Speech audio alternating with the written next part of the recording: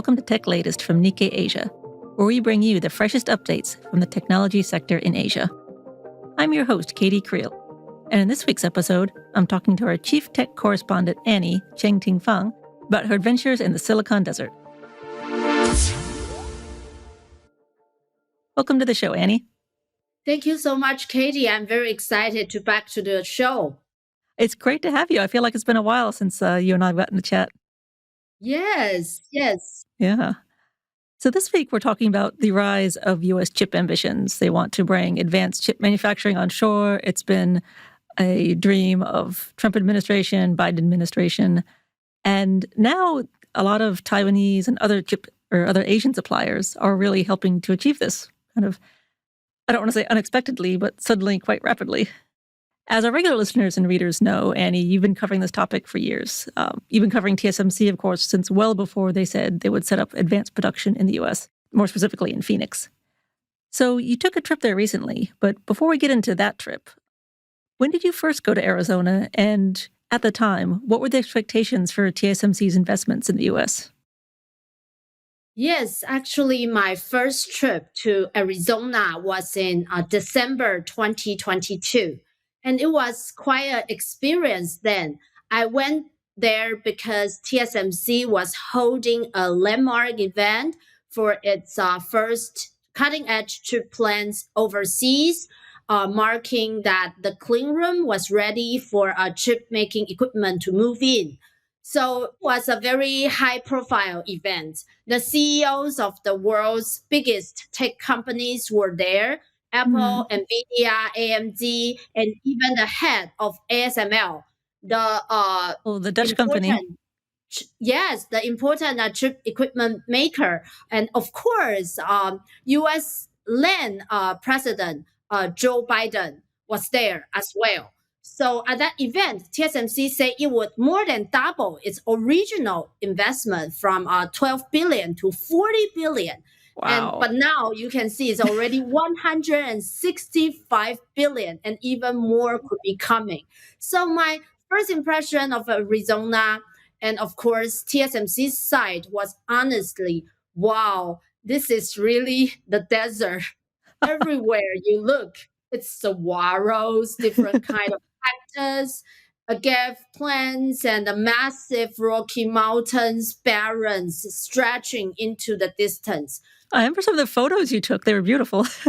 Yes, since I was there in December, the weather was actually perfect. The sky was like deep blue, the sun was bright, but I heard that during summertime, it was really grilling and dry. So all the construction work start normally from 5 a.m. to avoid the high heat. Oh my gosh.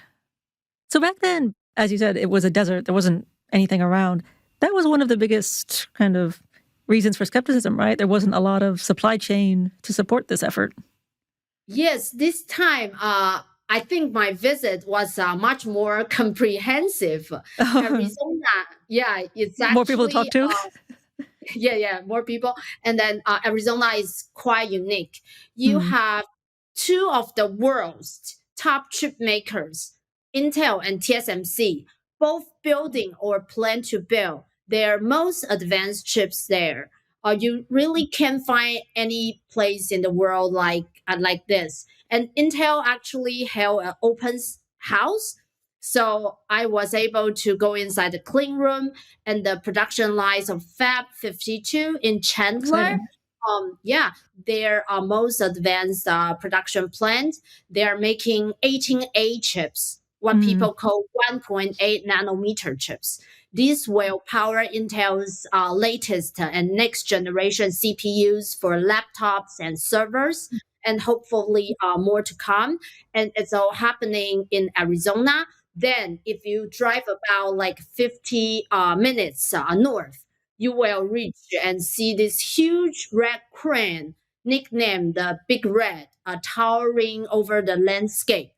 It's the landmark of TSMC's massive 165 billion project. And on any given day, 5,000 to 6,000 construction workers are on site. And at the peak time is 120,000 people. And finally, after 4 to 5 years from announcement, Mm-hmm. a lot of hard work, COVID lockdowns, labor shortage, and long waits of permits, TSMC's first ever plant for advanced chips for Apple and NVIDIA has just begun production actually this year.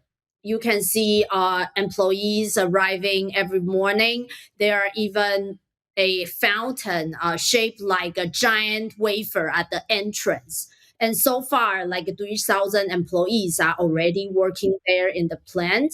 And at the same time, construction continue on the second plant's clean room, plus the third plant shell, and a new office building is going on. And in the end, the whole complex will include 8 facilities for chip making, chip packaging, R&D, and could be more to come. So you can also see real estate developers already indicating they are coming to build big hotels, shopping centers, supermarkets, and new housing around the cluster.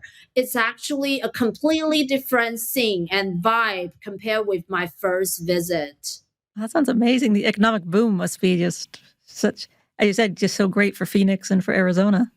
So what are some factors behind this kind of growth and the rapidity with which it's built up now? Because obviously there was a lot of delays and struggles in the beginning, but it seems now that the speed has really picked up. Is this just because of U.S. government incentives, or is there something else kind of behind this? Yes, I mean, U.S. Policy definitely helps. And no tech executives now want to look bad in front of President Trump. As TSMC chairman and CEO C.C. Wei once said, only big numbers can really get president's attention. But at the end of the day, what truly matters is really demand and actual customer orders. That's what determines whether more suppliers will come and whether the entire build up is sustainable. To be very honest, many of the early bird suppliers who followed TSMC to Arizona went through some very tough times. At one point, people were even laughing at them, saying that they had made the wrong bet. Take like one example, like United Integrated Services or UIS, for example. They are top Taiwanese clean room and chip facility builder. And actually, they are one of the pioneers starting U.S. operations for the first time as early as 2021, following TSMC's steps, but really adapting to like operation, culture, regulation in a new geography was extremely challenging.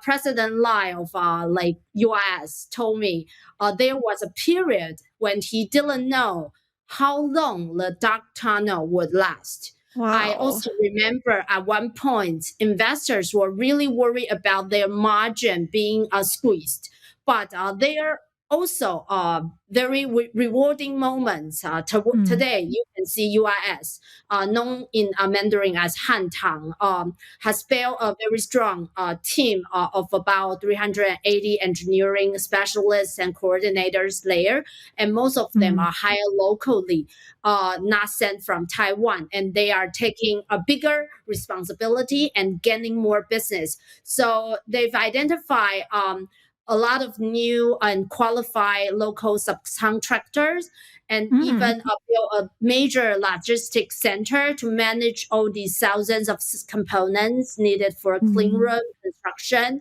And then things start to be seeing like maybe paying off after so many years of try and error. They've reached a point whether when they know who they can work with and how to operate efficiently in the U.S. And even Phoenix city officials have learned a lot. In the beginning, they didn't have the experience inspecting a semiconductor facility. Yes, your feature mentioned this, that the inspection process took so much longer than anyone thought it would.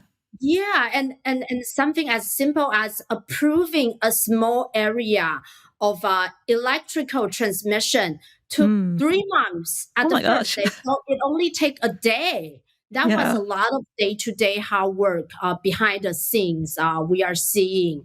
But really, this time is a bit different. We can see the AI boom, and then the Right. massive demand from AI data centers are driving all of this. That's why a company like TSMC is willing to commit such a large capacity and commitment in the US. In Mm. the most recent quarter, 76% of TSMC's revenue already come from the North American customers like NVIDIA, Apple, Microsoft, Amazon. So you can see Mm. NVIDIA's CEO personally visit TSMC several times.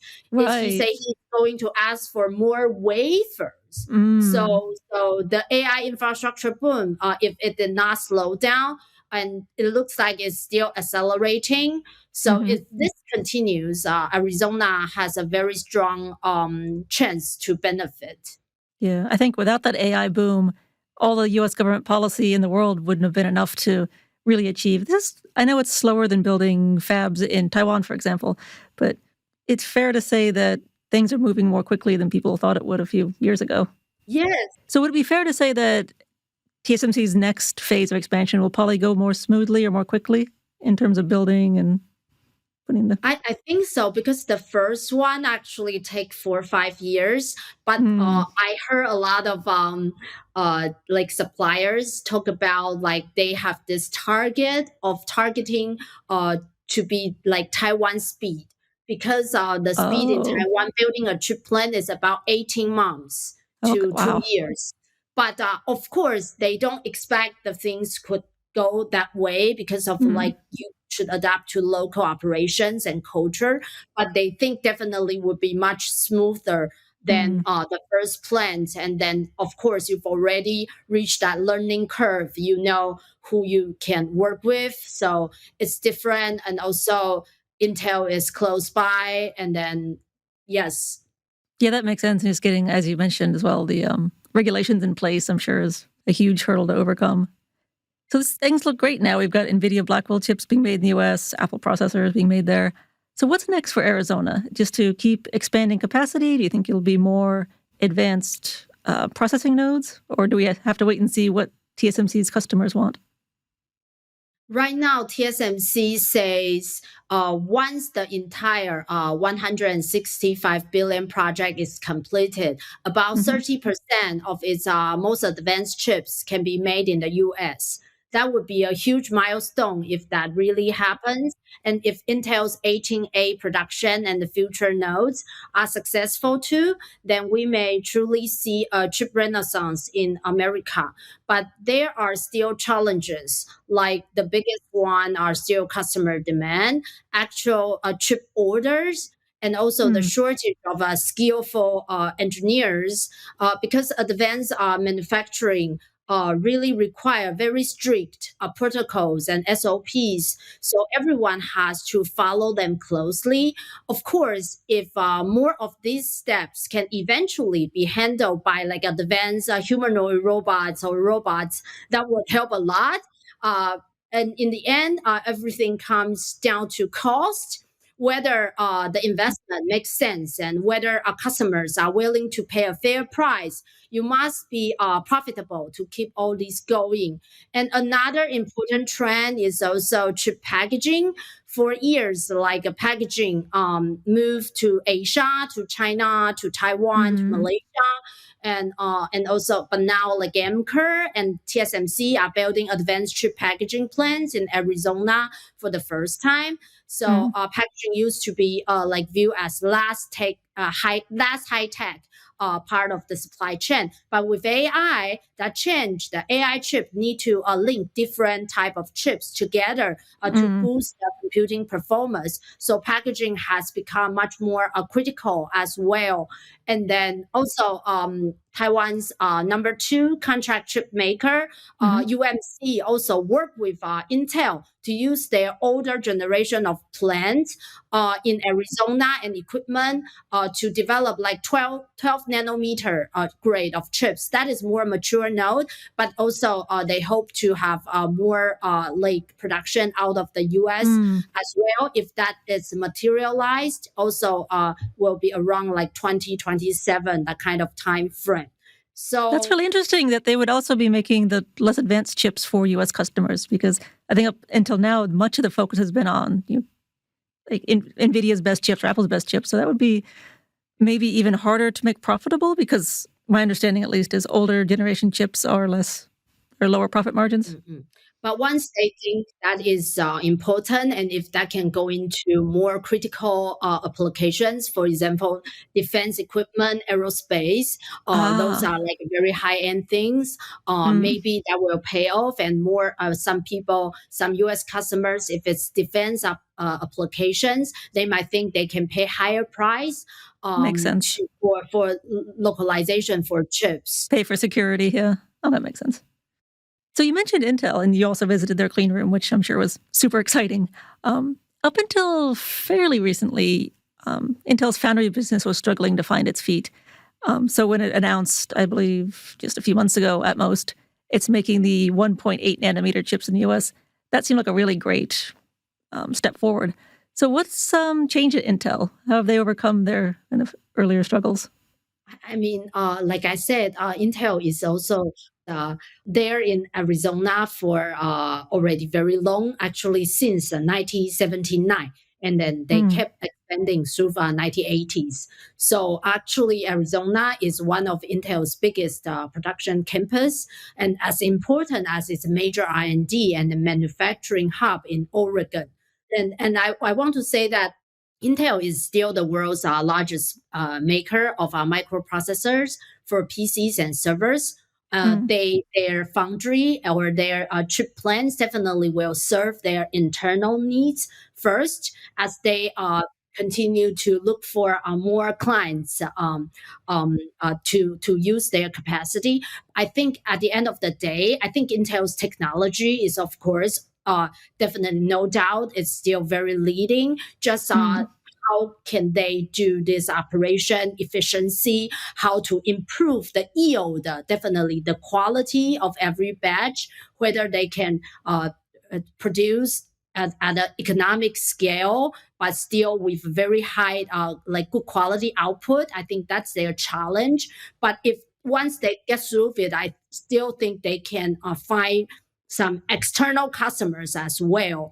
And then they already and one thing is very good that all these suppliers who go with TSMC, actually they are open to serve more chip makers.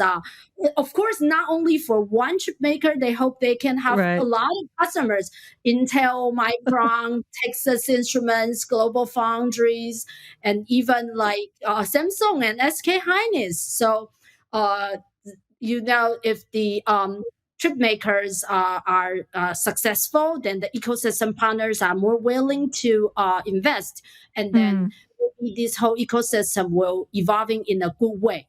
Yeah, a virtuous cycle is, growth leads to more growth. Yes. I just want to say, it really feels to me this time like more companies believe the timing could be finally right to consider expanding overseas, maybe in Arizona, maybe in other U.S. states, like for example Texas. Right, that's what Samsung is, yeah. Yeah, as well. So even at the Semicon West, the semiconductor industry fair, which was hosted in Arizona for the first time in October, there was a long lines of queues. Visitors are coming in. But I heard that previously people went to this show, say that sometimes the venue is a bit quiet and empty. So the atmosphere is quite different. And it's also very interesting that two Taiwanese airlines will start direct flights from Taipei to Phoenix from this December. That's great news for you. Yeah, even airlines see opportunity. So you can tell more Taiwanese business or Asia's business are moving into. So there's even like famous steam dumpling place, Din Tai Fung, will be opening there soon. So So I Phoenix just has want really made it. Yeah, exactly. So I just want to encourage all of you to take a look at our new project. We just published it with in-depth, exclusive reporting, photos, and great charts. So if And you have some video. time, please give a read and welcome feedback. I absolutely second that. I think Annie did a fantastic job in her reporting in Phoenix, and I think our readers will really, really enjoy her super in-depth feature. So thank you so much, Annie. It's been great having you on the show again. Thank you very much, Katey. Have a nice day. That's all for this week's episode. For more of Nikkei Asia's tech coverage, visit asia.nikkei.com. You can also subscribe to our weekly tech newsletter, which will be delivered to your inbox every Thursday. Thanks again for listening, and check back with us next week for more updates on the tech trends that matter.